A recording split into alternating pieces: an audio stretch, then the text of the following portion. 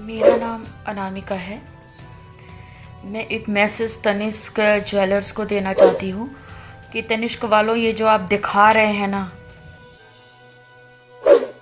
मुझे समझ में नहीं आता कि आप ये सब ऐसा क्यों दिखा रहे हैं, आप ऐसा ऐड क्यों कर रहे हैं। जो आप दिखा रहे हैं कि एक हिंदू लड़की जाती है और वो गोल्ड, फिर वो एक अम्मा का वीडियो आता है कि ये सारी चीज़ें हम खतना और क्या और एक था हलाला, जो हम टीवी पे नहीं दिखा सकते, जो रस्में हैं वो हम टीवी पे नहीं दिखा सकते।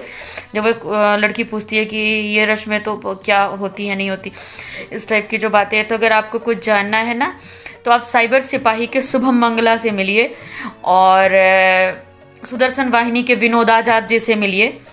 ये आपको बताएंगे कि मैं अनामिका, मेरे साथ क्या हुआ है और किस हद तक हुआ है। मेरा जो दर्द है, मैं एक अनाथ लड़की हूँ और एक कश्मीरी डॉक्टर अरशद आमीन ने मेरे साथ जो किया, ये एएमयू का स्टूडेंट था, बाद में ये इथोपिया में जॉब करता था। 7 साल से मेरे साथ रहने के बाद उसने कहा, साथ रहने का मीनिंग ये था कि हम एक दूसरे को 7 साल से जानते थे और हम एक रिलेशन में थे, क्योंकि आगे शादी का प्रपोज़ल था और शादियां भी हुई। हमें इथोपिया ले जाया गया, मुझे 12 लाख में बेचा जा रहा था। वहाँ से मैं जान बचा के भगी हूँ। तो मेरी तनिष्क ज्वेलर, अगर कभी आपको हकीकत जानना है, समझना है, तो एक बार, ये तो मैंने आपको ये 1-2 पॉइंट्स बताए, इस बीच में मेरे क्या साथ क्या हुआ मैं आपको क्या कहूँ। कि मुझे मेरा गैंग रेप भी करवाया गया अल्लाह के नाम पे कि अल्लाह खुश होगा।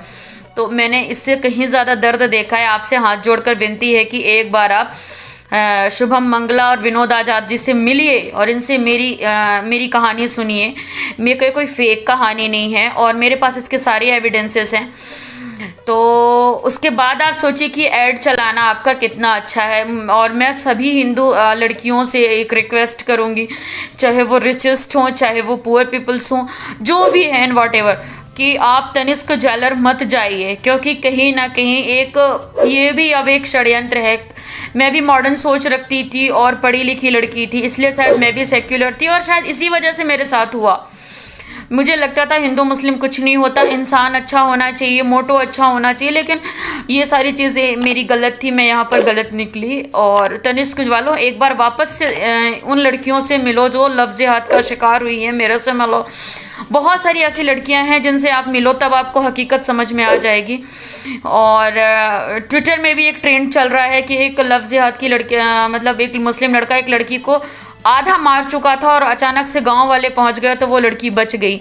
तो इस तरह से हमारे साथ किया जा रहा है और आप उन्हीं की जो उनका जो कल्चर है उसको आप ट्रेंड कर रहे हैं, उनको आप एडवर्टीजमेंट कर रहे हैं, आप उनको बता रहे हैं। तो मैं इससे अब क्या कहूँ।